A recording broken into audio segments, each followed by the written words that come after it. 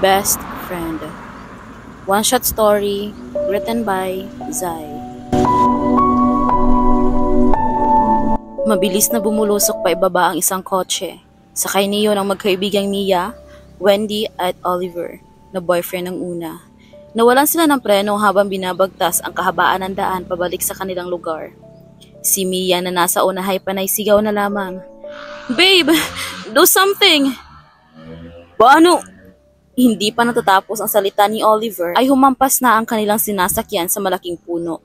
Nawala na ng malay si Mia. Si Wendy na may panay ungo sa hulihan. Ang paa ko! Ang sakit!" "Oliver!" Mabilis na dinaluhan ni Wendy ang binata. Kahit masakit ang kataway, nagawa agad niyang malapitan si Oliver. Pinagtiyagaang tanggalin ni Wendy ang naipit na paa ni Oliver. Umiiyak na ang dalaga, ngunit hindi siya sumusuko. "Iwan mo na kami rito, Wendy!" Malakas na sigaw ni Oliver. "No! Hindi kita iiwan. Aalis akong kasama ka rito." "Iwan mo na ako! Iwan mo na kami!" Hindi kita iiwan. Kahit anong mangyari, hindi kita iiwan. Mahal na mahal kita, Oliver." "At paano si Mia?" Napatitig si Wendy sa kaibigang duguan ang mukha dahil sa tumalsik na bubog. Si Mia, kanyang matalik na kaibigan, nakasama niya simula nang sila ay bata pa at nangakong walang mang-iiwan sa hirap man o ginhawa. Daig pa nga nila ang magkasintahan kung magturingan. Nagbago lang ang lahat nang dumating si Oliver. Minahal niya ng palihim ang binata, ngunit nalaman din iyon ng binata. Nagkaroon sila ng relasyon habang patuloy ang relasyon ng binata at ni Mia. Ngayon nalaman na ng huli na mayroong iba ang kasintahan nito, subalit hindi matukoy kung sino. Nagtalo ang magkasintahan habang tumatakbo ang sasakyan hanggang sa nawalan nga ng preno at nahulog sa bangin ang kanilang sinasakyan. Napaubos si Mia na nagpabalik sa wisyo ng isipan ni Wendy. Nagmanali siya, nalapitan ito. "Mia!" Binuksan nito ang pinto at nakita niya na halos madurog ang binti ng kaibigan. Ang side nito ang tumama sa malaking puno kaya napuruhan ang binti nito. "Mia! Mia!" Sa ikalawang pagtawag ng binata sa pangalan ng kasintahay, unti-unting nagulat ang mga mata nito. "Babe!" Umiiyak si Mia dahil sa sakit na nararamdaman. Pero mas masakit ang narinig na salita ng dalaga mula sa kaibigan. Si Wendy pala ang naging dahilan ng pag-aaway nila ng binata. Nabalot ng takot ang tatlo ng maamoy ang gasolina at unti-unting nagkaroon ng apoy na nagmula sa likurang bahagi ng sasakyan. "Oliver, halika na! Anumang oras ay sasabog itong sasakyan!" Nanlamig ang buong katawan ni Mia. Lalo itong napaluha sa nakita. Lumapit si Wendy kay Oliver upang alalayan ito na makalayo sa sasakyan. "I'm sorry, Mia, pero isa lang ang maililigtas ko. Hindi kita kayang iligtas sa kalagayan mo," sabi ni Wendy. "Mia, patawad." Napahagulgol na ng iyak si Mia, ngunit pinilit pa rin ito ang makaalis sa sasakyan kahit na isang napakalaking imposible. "Huwag niyo naman akong iwan dito!" Kahit na nahihirapan, ay nagawa pa rin magsalita ng dalaga.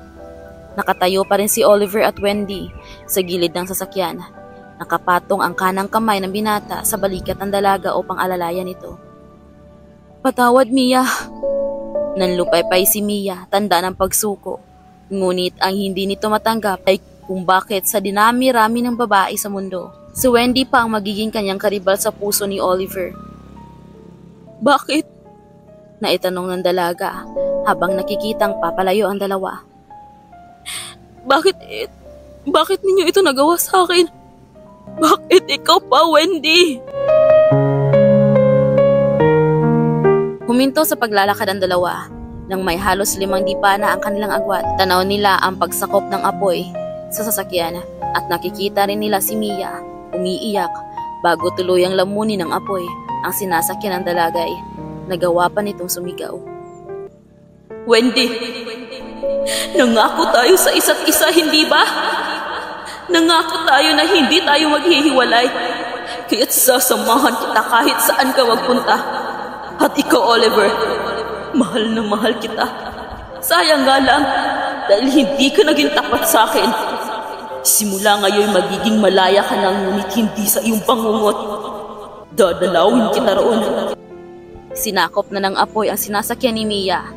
Nagsisisigaw pa ito bago tuluyang nalagutan ng hininga. Halos hindi na ito makilala nang mailabas sa sunog na sasakyan. Ang katawan nito ay tila ba naging isang sinunog na kahoy. Makalipas ang ilang buwan na nagpatuloy ang pag-iibigan ni Wendy at Oliver.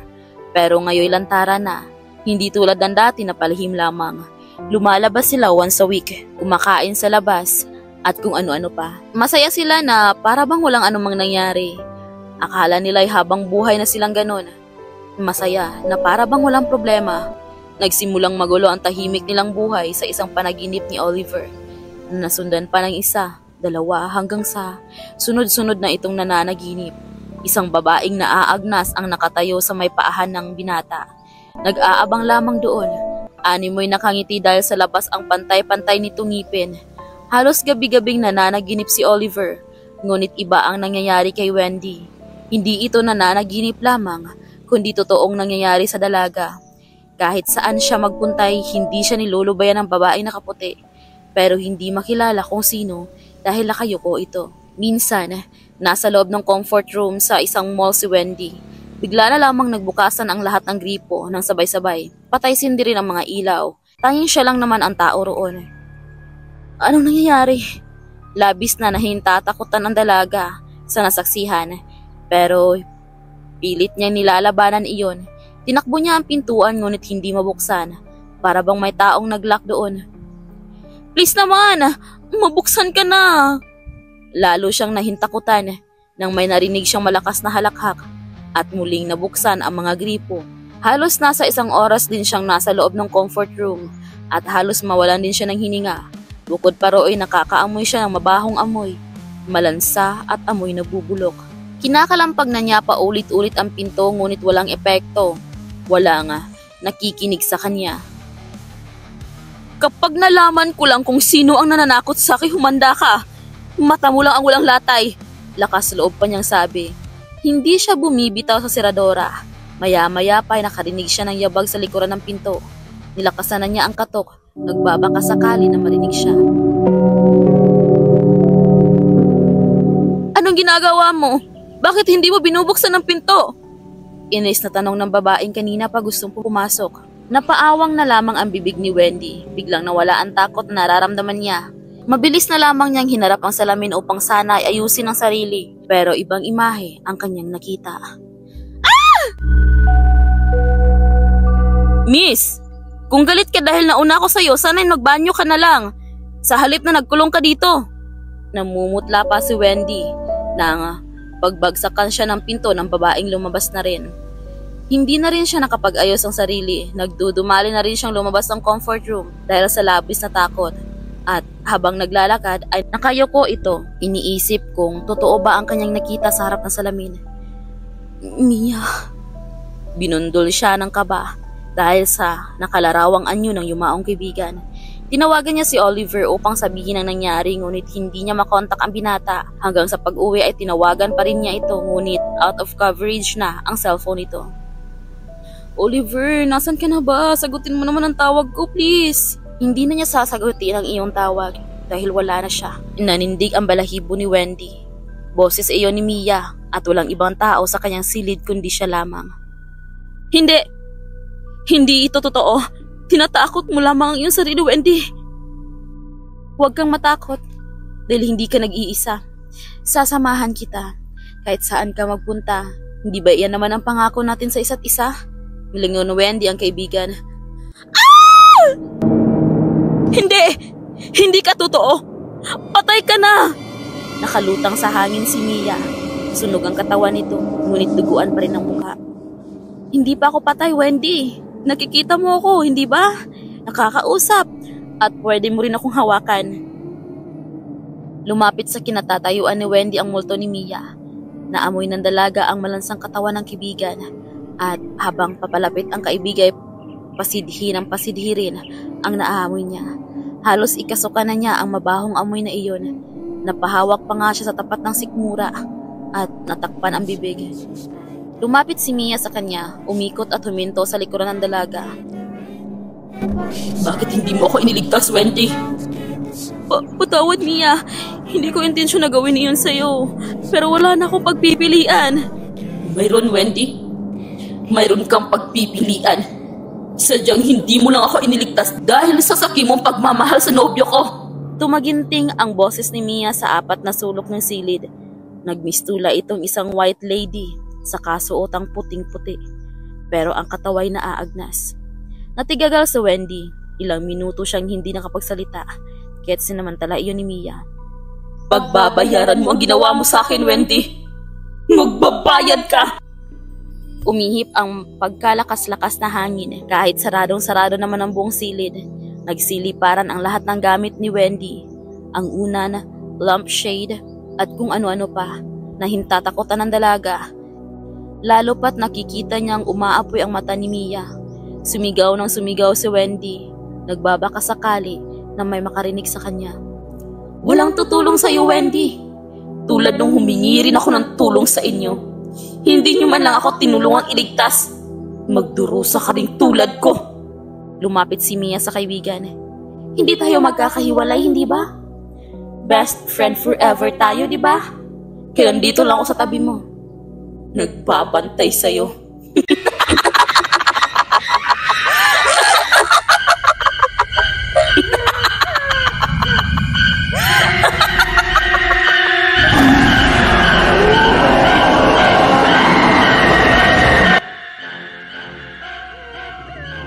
Nakadikit ang mukha ni Wendy sa pinto. Ngunit ang mata niya ay nakatuon sa gawin ni Mia na halos isang dangkal lamang ang pagitan. Tumagos ito sa pintuan. Ilang sandali pa ay narinig ng dalaga ang katok sa likod ng pinto. Wendy! Buksan mo ito! Wendy! Buksan mo ito! Paulit-ulit niyang naririnig. Nanginginig pa ang kamay ni Wendy ng pihiti ng seradora. Bumungad sa pawisan niyang mukha si Oliver. Anong nangyari? Si Mia. Si Mia. Napahagulgol siya ng iyak at mahigpit na napayakap sa nobyo. Ikaw din ba? Iniangat niya ang ulo upang tumango. Nandito siya kanina. Isa pa naginip ko siya dumadalaw. Hindi na ako halos makatulog ng maayos dahil sa kanya. Anong gagawin natin, Oliver? Napahinga ng malalim si Oliver at matama na nag-iisip. Patay na si Mia at kailanman ay hindi na babalik. Wala na siyang anumang lakas na makapanakit. Multo lang siya. Binaliwala ng binata ang pagmumulto ng dating kasintahan. Isinama nito sa labas si Wendy. Ayon dito ay hindi dapat sila matakot sa multo. Ngunit iba ang nararamdaman ng dalaga. Paano niya malalabanan ng isang multo? Lalo na't matalik na kaibigan pa niya ito. Hindi pa man sila nakakaalis ay may lumapit na isang babaeng pulubi sa kanila. Humihingi ng limos, sa halip na bigyan ay pinagtabuyan pa ito ni Oliver. Baho mo! Mulis ka nga rito! Humagikik ang pulubi, nagsasasayaw sa harapan ng dalawa. Hindi kayo magiging masaya! Hindi kayo magiging masaya! Paulit-ulit pa nitong sinasabi habang unti-unti ring humahakbang palayo. Pinasakay ng binata si Wendy sa sasakyan nito. Hindi pa sila nakakalayo nang may maamoy na mabaho ang binata. Anong amoy yun? Sumingot-singot si Oliver. Pilit na hinahanap kung saan nanggagaling ang amoy. At laking gulat nito nang makita ang katabi, si Wendy. Ang naaagnas na katawan ni Mia. Madiin itong natapakan ng preno na napasubsob sa mukha ni Wendy. Bakit? Humihingal na tila ba'y nakipagkarera si Oliver. Nilingon nito ang katabi, ngunit wala na roon si Mia. Wala. May naalala lang ako. Muli nito pinatakbo ang sasakyan hanggang sa marating nila ang isang mall. Doon na sila kumain, pagkatapos ay namasyal at tumingin-tingin ng mga damit. Isang nakadisplay na mannequin ang napagtuunan ng pansin ni Wendy. Maganda ang nakasuot na damit. Kaya nagustuhan niya. Hinipo at pinasadahan niya ng tingin ang damit, ngunit laking gulat niya nang sa kanyang pagtingin sa mukha ng mannequin ay nag-iba ang itsura nito. Naging isang mabalasik ang anyo, nagbabaga ang mga mata, tumutulo ang dugo sa mukha at maging ang laway sa bibig. Nakalabas ang maiitim at matutulis nito mga ngipin. Ah! Sigaw ni Wendy. Napatingin at nagtaka ang mga tao sa kanya, maging si Oliver. Napayakap dito ang takot na si Wendy. Umalis na tayo. Bakit? Akala ko ba'y gusto mo ang damit na iyan? Hindi na. Ayoko na niyan. Umalis na lang tayo. May pagtataka man ngunit nauunawaan na ni Oliver kung bakit. Umalis na lamang sila na may namumuong galit sa dibdib ng binata. Pagkasakay sa sasakyan, naghihiyaw ang binata. Hindi mo ba kami titigilan, Mia? Napatitig ang nanginginig pa rin si Wendy dito. Patay ka na! Wala ka nang magagawa pa roon. Kahit nabaliktarin man natin ang mundo, patay ka na! Sigaw nito. Hindi pa ako patay, Oliver! Tinig na nagmumula sa likurang upuan. Sabay na napatitig ng diretso ang dalawa. Kapwa hindi sila halos makahinga ngunit sabay ding nilingon ang pinagmula ng boses. Mia? Sabi ko naman sa'yo, Wendy, hindi kita iiwan. Lubayan mo na kami. Wala ka nang magagawa, papatay ka na. Galit na sigaw ni Oliver. Myron! Nanlilisik ang mga mata ni Mia. May magagawa pa ako at hindi ako matatahimik hanggat hindi ninyo pinagbabayaran ang ginawa ninyo sa akin. Mia, patawad. Patawad? Iisip mo ba iyan ang iwanan ninyo ako sa loob ng sasakyan? At kung sinasabi mo na wala kang pagkakataon, mali ka, Wendy. May pagkakataon ka. Kayo, nailigtas ako. Ngunit pinili ninyo ang huwag na akong mailigtas dahil sa sakim ninyong pagmamahalan. Unti-unti na nagliliyab ang katawan ni Mia. I'm sorry, Mia. Ako ang may kasalanan. Isa ka pa! Galit itong tumitig sa binata. Minahal kita ng tapat. Ibinigay ko na ang lahat, pati ang buo kong pagkatao. Pero anong ginawa mo? Pinagtaksilin mo ako. At ang best friend ko pa. Patawad, Mia. Hindi ko sinasadyang mahulog ang loob ko sa kanya, Mia. Huli na ang paghingi ng tawad, Oliver. Kung sana ay hinayaan ninyo akong mabuhay, matatanggap ko pa iyon. At hindi lang ako ang pinatay mo. Anong ibig mong sabihin? Buntis ako ng 2 buwan, Oliver. Natigagal si Oliver. Napaawang ang bibig, ngunit wala namang salitang anumang lumabas. Sinungaling! Hiyaw ni Wendy. Sabi mo sa akin, pinalaglag mo ang bata sa sinapupunan mo. Hindi ko itinuloy, Wendy. Naisip ko na babalik sa dati si Oliver pag nalaman niya na nagdadalang tawa ko. Ngunit nawala na rin ang anak ko. Pinatay niyo sila.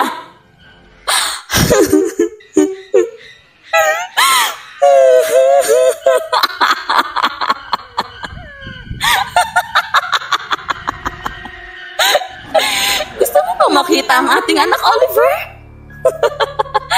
Nanlaki ang mga mata ng binata. Hindi pa man ito nakakapagsalita, ay may lumabas na fetus sa tiyan ni Mia. Kuhanin mo, Oliver! Kuhanin mo ang ating mga anak na pinatay mo. Hindi! Lumayo ka! Binuksang pilit ni Oliver ang pinto upang sana ay lumayo ngunit hindi iyon mabuksan. Nakangising lumapit ang fetus kay Oliver.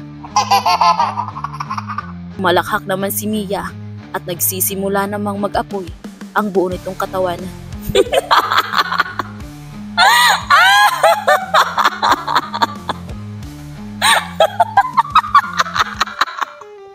Mia, tama na! Magbabayad kayo sa ginawa ninyo sa aming mag-ina. Lumapit si Mia sa kaibigan. Best, hindi tayo maghihiwalay, di ba? Magsasama tayo habang buhay. No, ayoko! Binuksan ni Wendy ang pinto upang sana ay tumakbo palayo, ngunit hindi pa siya nakakalayo, ay nahagip ang katawan niya nang sasakyang magpapark sana.